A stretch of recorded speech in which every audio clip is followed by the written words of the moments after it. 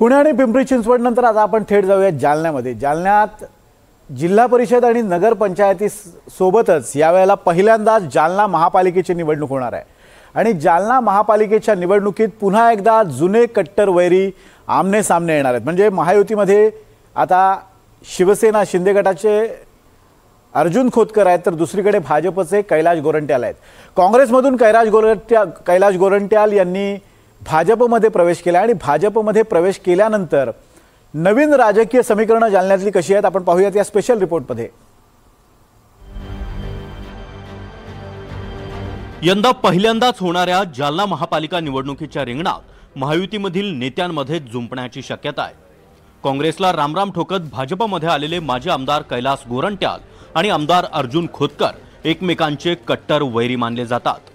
अर्जुन खोतकर यांनी महायुतीमध्ये लढण्याचा प्रस्ताव दिलाय, मात्र कैलाश गोरंट्याल यांनी स्वबळावर लढण्याची भूमिका घेतल्याने महायुतीत मिठाचा खडा पडण्याची शक्यता आहे। मिनी मंत्रालयावर भारतीय जनता पार्टीचा झेंडा फडकणार आहे, कारण आमचे आमदार आहे ना, सन्मान्य नारायण दादा कुचे साहेब आहे, बलबन दादा लोणीकर आहे, संतोष दानवे आहे आणि रावसाहेबजी दानवे आहे। आम्ही सर्व बसून करणार आहे ना, त्यात माझे 2-4 मतदारसंघापैकी 2 तर मी काढणारच आहे। त्याची तयारी आमची आहे आणि आम्हाला कोणाचाही बैसाखीचा सहारा नको असं ठरलेलं आहे।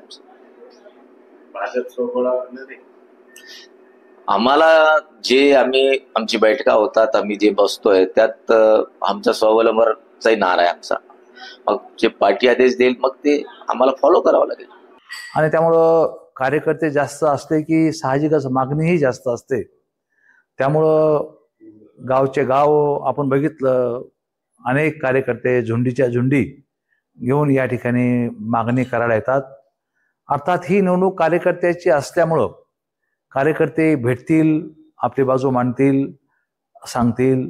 आम्ही तेच सांगतो कार्यकर्त्यांना किंवा निवडून येणारा कार्यकर्ता, निष्ठावंत कार्यकर्ता आणि गावातल्या लोकांनी सांगितलेला कार्यकर्ता याची निवड आम्ही या ठिकाणी करू। अशा प्रकारची निश्चितपणे चर्चा येणाऱ्या लोकांशी आम्ही या ठिकाणी करतो। जालन्यात गेल्या 40 वर्षांपासून खोतकर विरुद्ध गोरंट्याल असा सामना पाहायला मिळतो।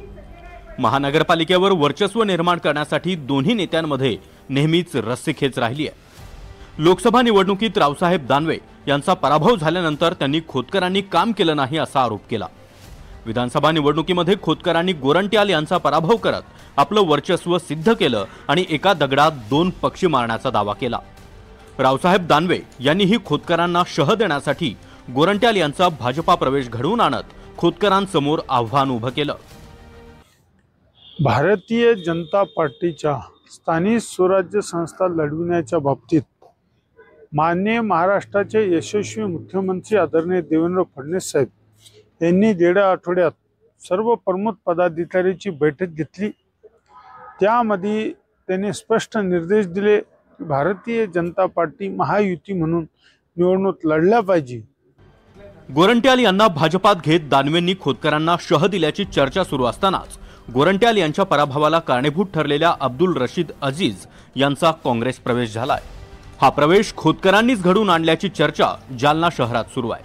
त्यामुळे खोतकरांनीही दानवेंना जशास तसं उत्तर दिल्याचं बोललं जात आहे। काँग्रेसपासून काही काळामध्ये दूर गेले होते। त्यांनी एक वेळेला बहुजन महासंघाकडनं निवडणूक लढवली आणि जवळजवळ 35,000 मतं त्यांनी घेतलेले होते। त्यांचं या शहरावर चांगली पकड आहे असं नेतृत्व आम्हाला आज मिळालेलं आहे।